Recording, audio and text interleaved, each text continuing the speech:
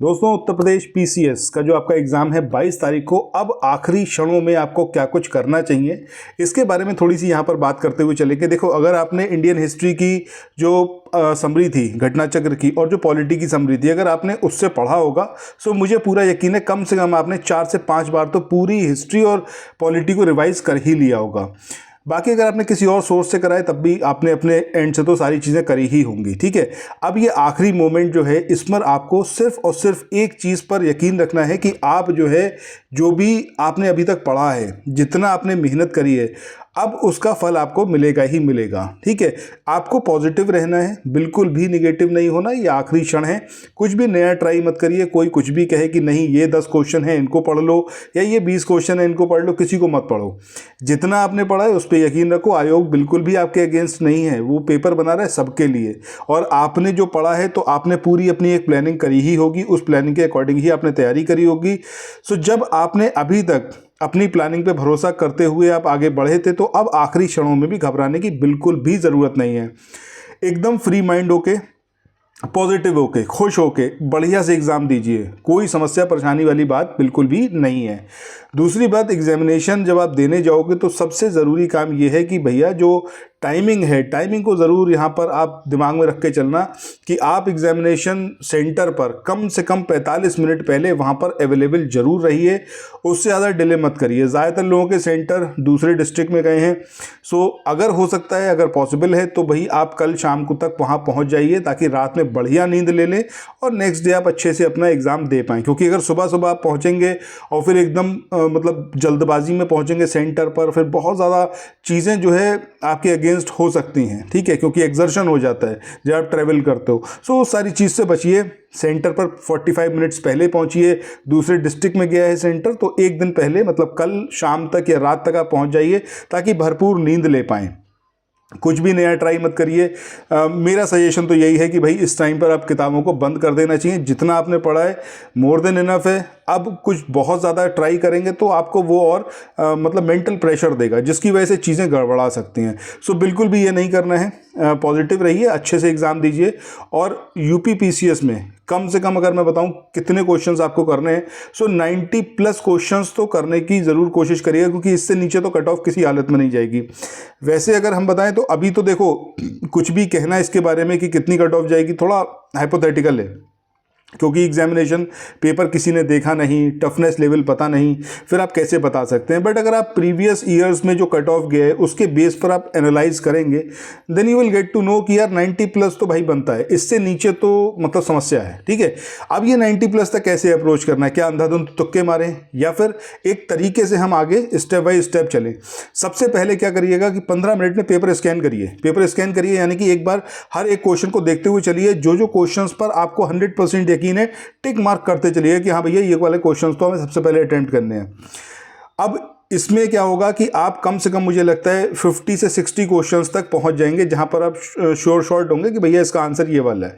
सबसे पहले उन क्वेश्चंस को सॉल्व करिए, ओएमआर शीट में सबके गोले भर दीजिए। ठीक है, इसके बाद सेकंड स्टेप क्या आती है। सेकंड स्टेप पर आपको ये करना है कि वो क्वेश्चन जिसमें डिलेमा है, डिलेमा कैसा होता है कि जैसे 4 ऑप्शंस हैं, आपको ये तो पता है कि भैया ये 2 ऑप्शन नहीं होंगे या फिर ये सिंगल ऑप्शन तो होगा ही नहीं, उसको वहां पर मार्क करते चलिए। ठीक है, और वहां पर अब थोड़ा सा आपको अपने मतलब ब्रेन स्टॉर्मिंग करनी है, आपको कोशिश करनी है सही आंसर तक पहुंचने की। पूरी एक पहेली है, पढ़ा आपने सब कुछ है, आपने पूरी मेहनत करी है, पूरी शिद्दत से आपने पढ़ाई करी है, टाइम भी भरपूर मिला है क्योंकि एग्जाम पोस्टपोन हुआ है। सो इस मोमेंट पर आपको सिर्फ और सिर्फ अपने दिमाग को खंगालना है और वो सारी चीज़ें वहाँ से निकालनी है, उसका समझिए एक्सट्रैक्ट निकालना है कि आप सही आंसर तक पहुँच जाओ। सो क्वेश्चन को बहुत ध्यान से पढ़िएगा। स्पेशली अगर मैं पॉलिटी की और ज्योग्राफी की बात करूं, बहुत ध्यान से पढ़िएगा।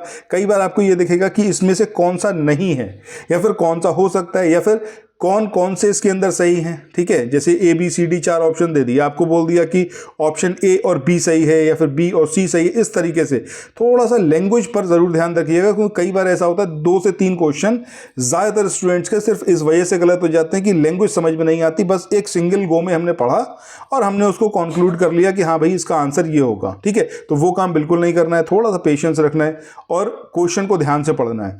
एक एक क्वेश्चन इंपॉर्टेंट है, कोई भी क्वेश्चन तब तक तुक्का मत मारिए जब तक कि आपको ये यकीन ना हो कि भैया मतलब अब या तो सिलेक्शन हो रहा है या फिर 100% रिजेक्शन हो रहा है। ठीक है, तुक्का बिल्कुल नहीं मारना है। तुक्का कहाँ पर मारना है इसके बारे में भी बताता हूँ।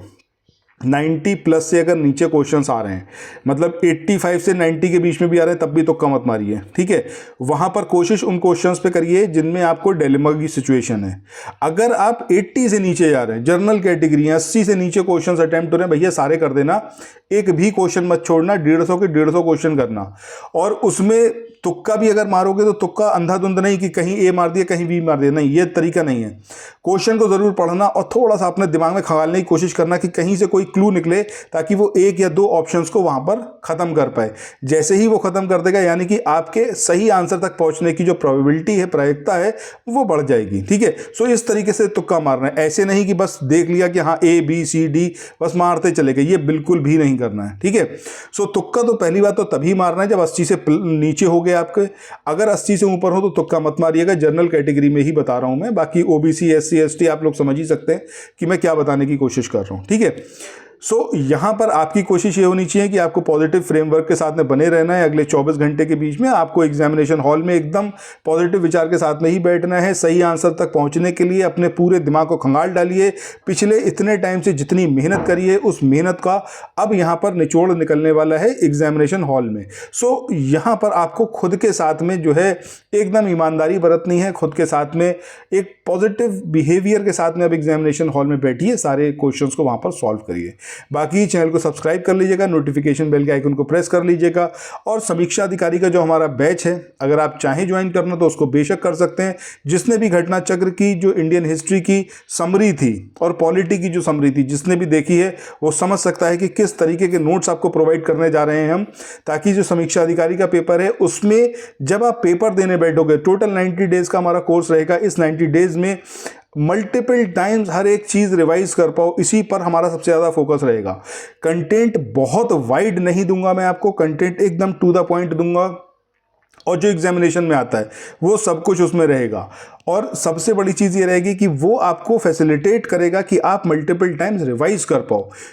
देखो, बहुत सारे कोर्सेज हैं, बहुत सारे बड़े बड़े कोचिंग्स भी हैं, छोटे कोचिंग्स भी हैं, आपको प्रोवाइड कर रहे हैं कंटेंट, बट सबके साथ में दिक्कत ये है कि उठा उठाकर सीधे मतलब पूरी पोथी की पोथी दे दी है, जो पॉसिबल नहीं है। एग्जाम से एक महीने पहले अगर आप चाहो भी कि आप रिवाइज करना स्टार्ट करो तो आप एकदम कन्फ्यूज हो जाओगे कि यार मैं कहाँ से रिवाइज करूँ।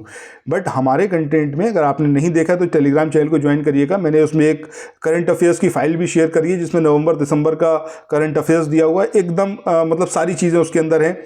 मात्र 7 से 8 पन्ने के अंदर पूरा करंट अफेयर्स है। अगर नवंबर दिसंबर का करंट अफेयर एग्जामिनेशन में आएगा, जितने भी क्वेश्चंस आएंगे आपको उन 7-8 पन्ने के अंदर मिल जाएंगे। कंटेंट ऐसा होना चाहिए जो आपको इस काबिल बना पाए कि आप रिवीजन कर पाओ। अगर रिवीजन नहीं कर पाए तो चाहे भैया कोई भी कंटेंट हो, आपको फायदा नहीं कर सकता। सो एक बार टेलीग्राम चैनल ज्वाइन करना, वहां पर देखना। बाकी 25 दिसंबर से पहले अगर आप ज्वाइन करोगे सब डिस्काउंट आपको बिल्कुल मिलेगा। 25 दिसंबर के बाद अगर आप ज्वाइन करोगे तो फीस बढ़ चुकेगी। अधिक जानकारी के लिए आप टेलीग्राम चैनल को ज्वाइन करिए, वहां पर आकर आप मेरे से बात कर सकते हैं। 9027281376 ये नंबर है, इस नंबर पर आप व्हाट्सएप और टेलीग्राम भी कर सकते हैं। ठीक है, बाकी कोई भी परेशानी हो, कोई भी क्वेश्चन हो, आप लोग यहां पर पुटअप कर सकते हैं। थैंक्स फॉर वॉचिंग, मिलते हैं नेक्स्ट वीडियो में, बाय बाय।